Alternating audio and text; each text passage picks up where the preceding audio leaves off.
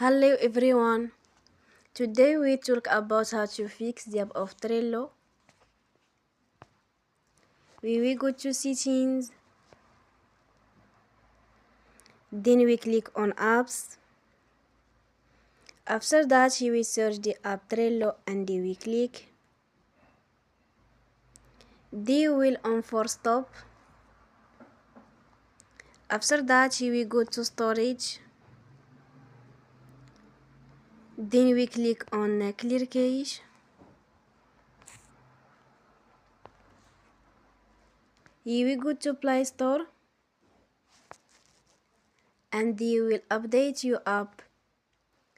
Don't forget to support us by like and subscribe. See you next time and thank you for watching.